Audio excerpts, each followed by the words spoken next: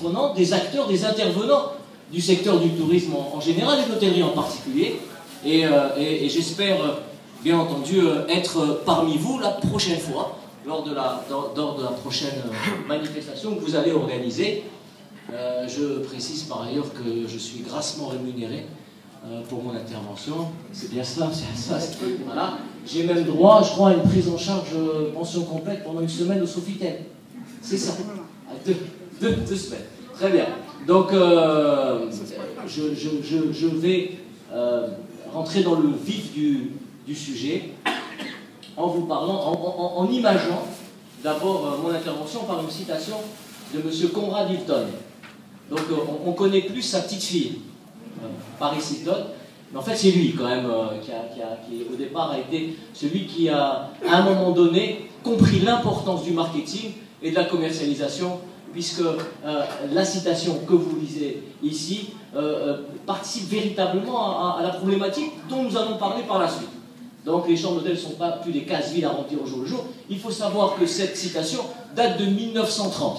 Donc déjà, à l'époque, la concurrence, la compétition, l'émulation entre les établissements hôteliers n'était pas celle qu'elle est maintenant, mais déjà cette préoccupation était véritablement au cœur de la démarche de M.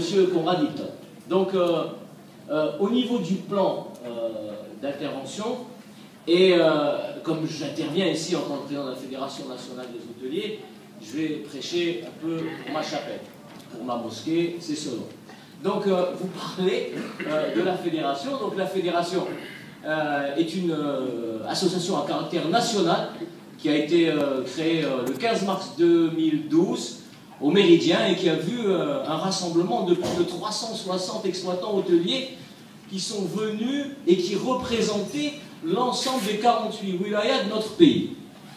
Donc, cette Fédération nationale des hôteliers, elle a pour mission principale, je ne vais pas m'étendre là-dessus, mais très rapidement, la défense des intérêts moraux et matériels de ses adhérents, essentiellement. C'est aussi construire un espace de concertation et de proposition envers les pouvoirs publics.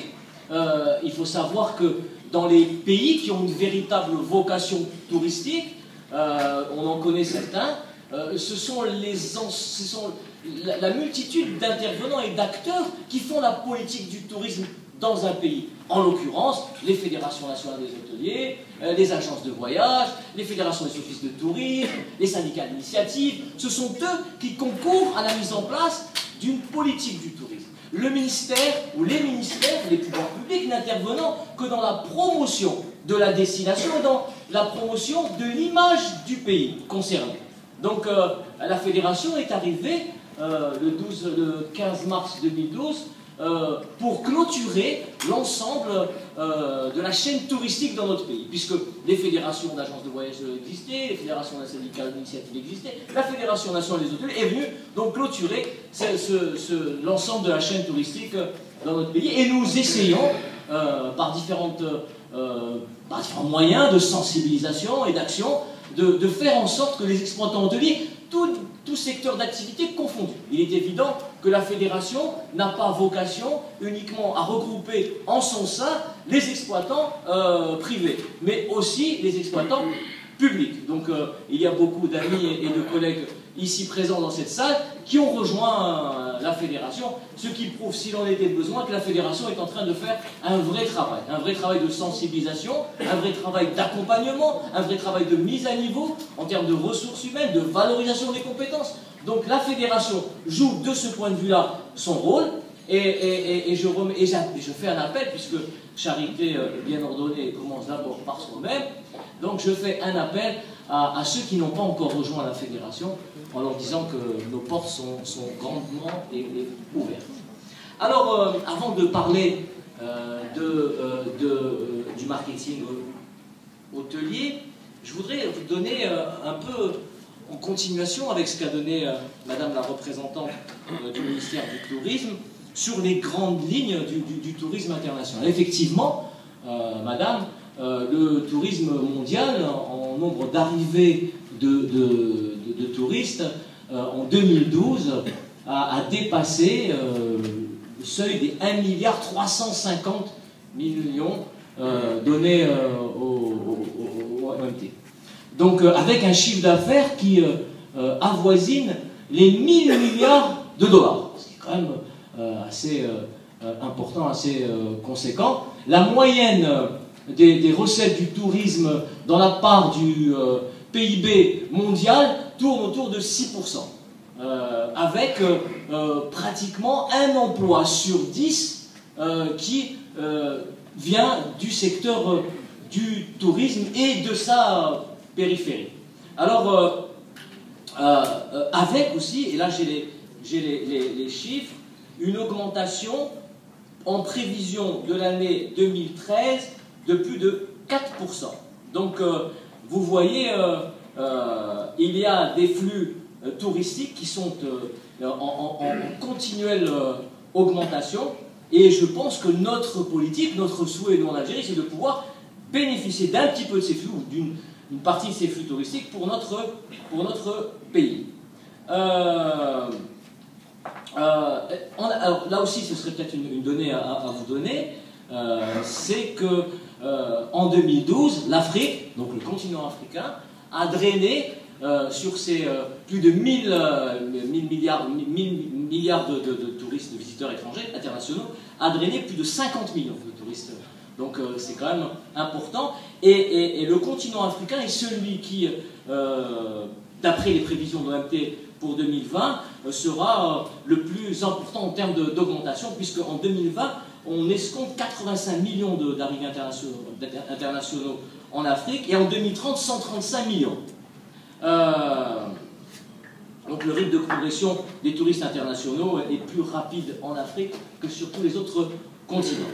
Pour revenir aux données du tourisme dans notre pays, il faut savoir que le secteur du tourisme et de l'artisanat emploie plus de 900 000 personnes en Algérie, avec pour le secteur du tourisme 430 000 emplois. Donc c'est important, ça représente 5% de l'ensemble de l'emploi, tout confondu dans notre pays. C'est une donnée importante à avoir en tête pour mesurer l'importance du secteur du tourisme et de l'hôtellerie dans notre pays. Je suis pour ça.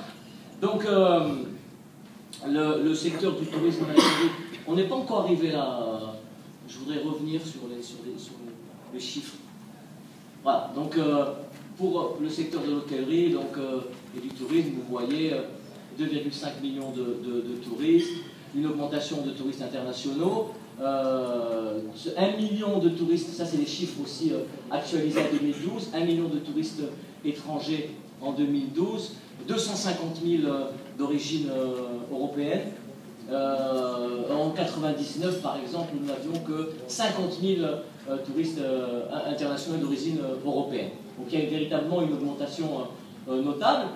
En parlant du parc hôtelier algérien, donc il y a 1200 hôtels, ce qui représente 98 000 lits.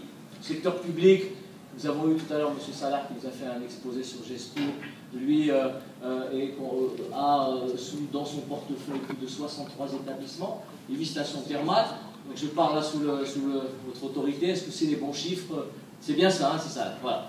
Donc ce qui représente en nombre la proportion du secteur public en nombre d'établissements hôteliers, ne représentant que 3% de l'ensemble du secteur du parc hôtelier algérien. Il va y avoir, en prévision à l'horizon 2015, 763 hôtels, essentiellement des hôtels privés, seront livrés. Sur les 763, la majorité étant des hôtels effectivement de type corporate et urbain. Donc il y a peut-être effectivement, comme vous l'avez dit tout à l'heure, un travail à faire sur les tourismes spécifiques, donc le thermalisme, culturel, saharien et autres. Donc cette stratégie de développement du tourisme dans notre pays s'est construite en 2008 sur le fameux SDAT, le schéma directeur d'aménagement touristique, avec des visions qui sont construites, et là je ne reviendrai pas parce que c'est quelque chose dont on a parlé souvent, sur la mise en place d'un cadre réglementaire, sur l'augmentation des capacités d'hébergement, la valorisation des ressources humaines dont on a parlé tout à l'heure, qui est fondamentale, c'est l'enjeu, me semble-t-il, que nous avons, nous, au niveau de la fédération, et sur lequel nous travaillons. Je crois qu'effectivement, la ressource humaine est au cœur de la problématique et du développement du secteur de l'hôtellerie dans notre pays.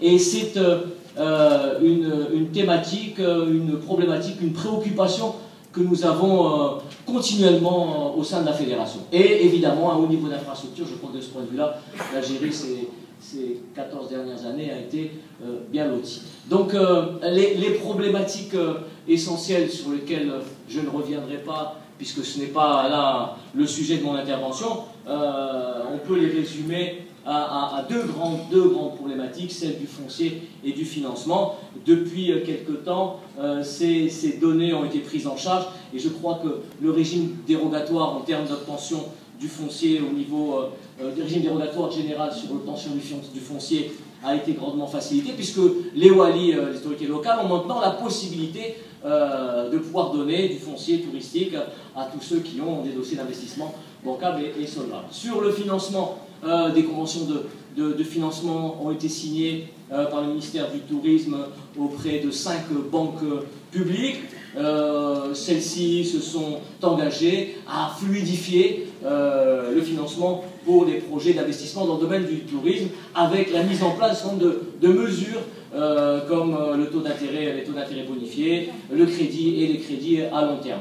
Mais effectivement plutôt, c'est des problématiques et des choses qui sont récurrentes dans ce que les investisseurs et dans ce que les hôteliers nous posent comme problème au niveau de la fédération. Nous essayons de travailler, mais je crois que c'est à l'heure actuelle une préoccupation prise en charge par les pouvoirs publics. Alors, c'était un peu pour vous donner une vision sur la situation de l'hôtellerie, du tourisme en Algérie. Et pour vous dire que le marketing hôtelier, avec les différents établissements, les 760 établissements qui vont voir le jour, avec la politique de mise à niveau au niveau des établissements publics, donc cette compétition, cette concurrence va s'exacerber. Et c'est donc là tout l'intérêt du marketing hôtelier que je vais très rapidement survolé et qui, me semble-t-il, fera l'objet d'autres interventions d'experts peut-être plus émérites que moi. Toutefois, je voudrais donner les grandes lignes du marketing. Donc le marketing, c'est une démarche qui est expressément centrée et orientée vers la satisfaction du client. Donc il tend à s'intéresser à ses attentes, ses comportements, ses jours, ses besoins, ses habitudes et ses perceptions. C'est très bien résumé sur le slide. Avec un objectif qui est celui du meilleur rapport qualité-prix et qui est aussi celui du meilleur satisfaction-prix. Donc effectivement, le rapport qualité-prix et le rapport satisfaction-prix, ce sont deux données qui sont différentes et qui ont chacune leur spécificité. Donc les hôtels ne se remplissent que par une juxtaposition de plusieurs segments de clientèle. On en a parlé, la clientèle d'affaires, la clientèle de loisirs, les séminaires, les groupes de tourisme, etc.